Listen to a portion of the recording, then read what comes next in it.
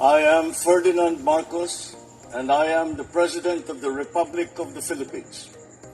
I stand today on behalf of 110 million Filipinos.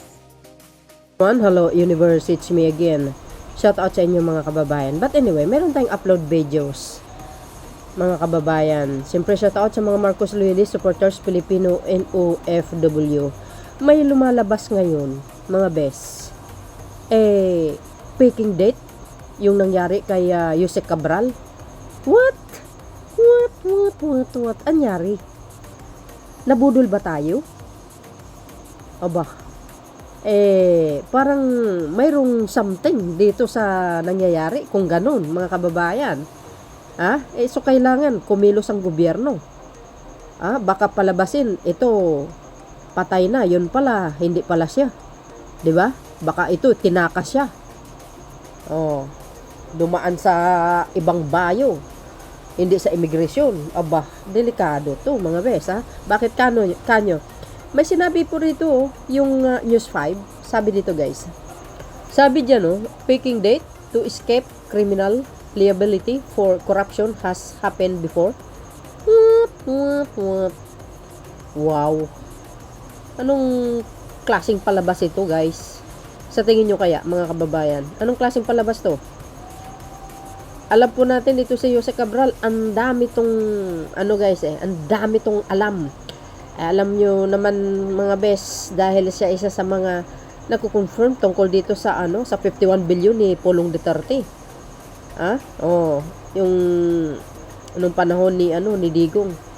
Alam na alam niya yung buong katotohanan. Wow. Hinimok ni Senator Kiko Pangilinan si Interior Secretary John Vic Remulla na tiyaking tama ang pagkakakilanlan ng mga autoridad sa mga labi ni dating Department of Public Works and Highways DPWH Undersecretary Maria Catalina Cabral.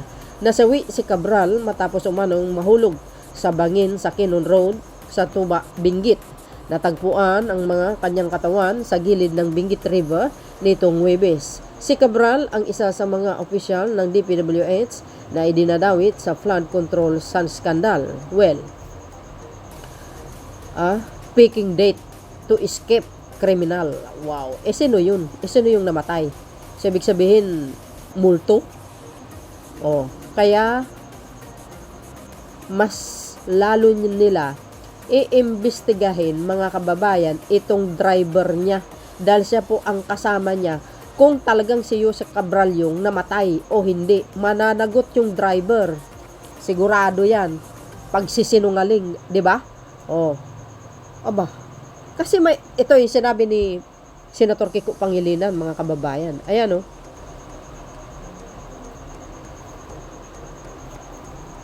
sabi dito, ayan, nakita nyo yan, guys. We do not wish to be insensitive if indeed death has been established.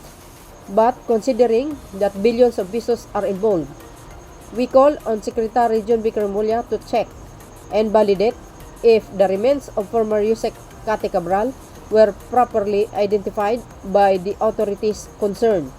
Faking death to escape criminality liabilities for corruption has happened before. Totoo yan, mga bes. Ay, grabe na ito.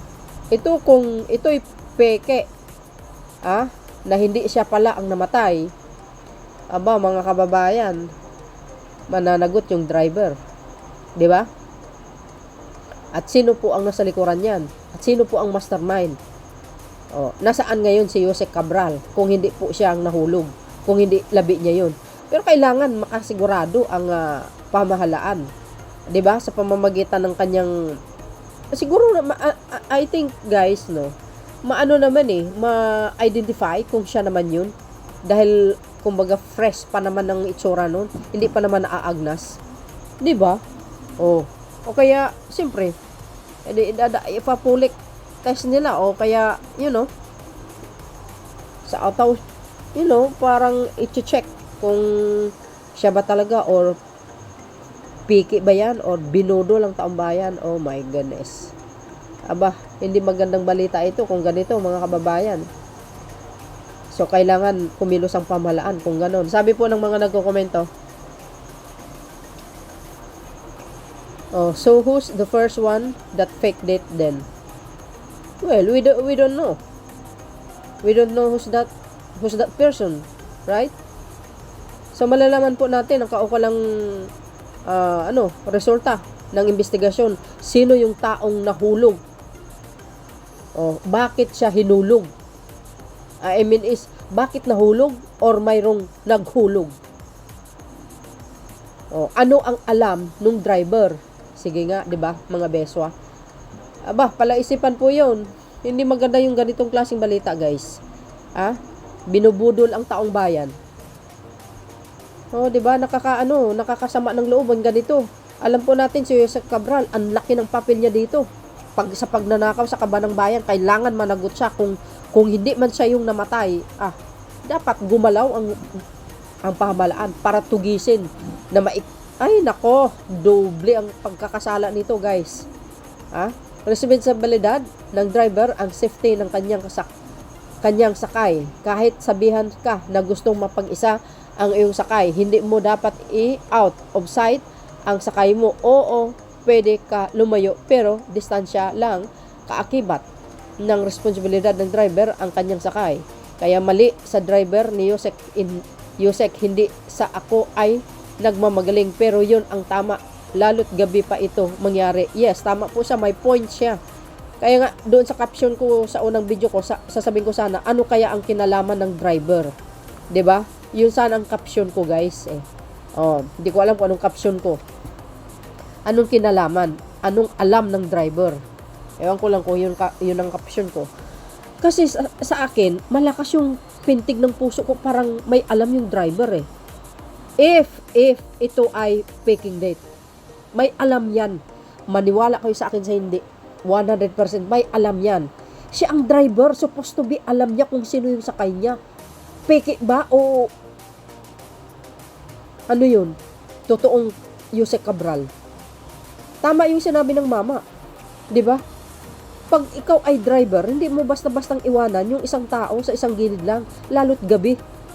'Di ba? Kung sabi niya, iwanan mo ako muna. Well, distansya ka muna ng isang lipa. Tingnan mo. Lalo't pa stress. Masyadong mabigat yung dinadala. Kasi may posibleng magpakamatay yan. Minsan, yung mga isip natin, hindi naglalaro kasi sa mga bagay-bagay, sa mga pamaraan, paano kaya nangyari yun, sino kayo pumatay, baka tinulak or nagkaroon ng swap. Actually, hindi talaga si Joseph Cabral yun, di ba? Murder yun, guys. Kung hindi si Joseph Cabral, sino yung taong pinatay nila or tinulak nila sa bangin? Hindi maganda yun. Kasi may pananagutan ng driver sa tingin ko. I'm not a lawyer, guys, pero sa tingin ko may pananagutan din ng driver na yan eh. At ang nakakapagtataka, ayaw ipa-autopsy ng pamilya. This is not good, people. Hindi pwede yun. Hindi po pwede yan. Kailangan po ng ng pamahalaan, malaman kung sino ba talaga. Yan, tulad yan. Ayaw nila ipa-autopsy. Kayo, mga kababayan, ano ang nasa isip nyo? Ayaw nila ipa-autopsy si Joseph Cabral. Ano ang maglalaro sa isip nyo? Sige nga. Sa akin, ang nasa isip ko, may tinatago. Sino po ang nasa likuran? So, ibig sabihin, magdududa tayo ngayon, baka peaking date nga. Totoo yung sinabi ni Senator Kiko Pangilinan. 'Di ba? Kasi nga, nangyari before. Magiging, guys, magiging alarm ito sa pamahalaan. Kailangan kumilos nila sila kaagad. It's either the body is fake to flee her or the body is real to silence her. Pwede. 'Di ba? Di ba sabi nga natin, guys, dalawa lang po yun eh. Either cemetery or, mayroong mga ibang mga sitwasyon na hindi mo akalain. Di ba? Para lang sa ganun, sabi nila, patay na. Nahulog. Kalaunan, hindi pala yun. Ang totoong Joseph pala, nag-eskapo na. dumaan sa karagatan. I don't know, guys. You know, yan lang po ang aking thinking lamang. Kayo, alam niyo siguro kung ano ang nasa isip ko or anong nasa isip nyo. May punto si Kiko. Yes, kaya nga eh. Oh, may punto talaga siya. Oh. Hindi ko alam kung ano yung nangyari before. Hindi ko na ni-research, guys, kasi hindi naman nakalagay diyan eh. Hindi naman sinabi ni Senator Kiko kung sino yung pangalan ng tao na yon, yung nangyari before, 'di ba? Isa-search pa na sana natin kung sino yon. Conspiracy theory. Then DNA or dental check. Yes, much better. Kasi para malalaman eh. Or any testing ASAP kaysa ngawa na gustong pahabain pa ang pag-uusap. Kaya nga eh, yun na nga ang dapat eh. Kumilos ka agad. Parang dati nung pinag-uusapan sila ni Alice Go at iba pang personalidad na haba ng usapan. Ayun, nakatakas. Oh, si Michael Yang yata yun. I don't know, guys. Oh, Kiko is Pinoy, sabi dito. Tama, dapat magsagawa sila ng DNA test para makumpirma siya nga iyon. Dahil pa sasabihin nakita naman na siya, iyon, dapat may test pa rin na gagawin para walang maiwasan ang isipin ng tao na baka hindi siya yun. Yun nga eh, guys, ano bang nangyari ngayon? Ano ba yan? Sa tingin nyo kaya, mga kababayan, is it true? Is it picking date or somebody behind? Wow, grabe. Kawawa ang Pilipinas pag ganito. Yung mga taong halang ang bituka. 'Di ba? So, malalaman po natin ang susunod na magiging resulta, mga kababayan. Update po tayo lagi. Ay, wag naman na peke. Grabe, panluluko na yun, guys. Sa taong bayan. Sa kailangan managot si Yusek Cabral, 'di ba? So yun, mga kababayan, see you again on my next upload. Kayo nang bahalang magdagdag sa komento ko, sa comment section. Thank you for watching. Don't forget to like, hit the button bell. And of course, para ma-notify kayo sa mga next video ko. So bye-bye po natin, mga kababayan. See you again on my next upload. Bye-bye bayan, babus. God bless Philippines. Advance Merry Christmas, everyone. And there's more. God bless Philippines.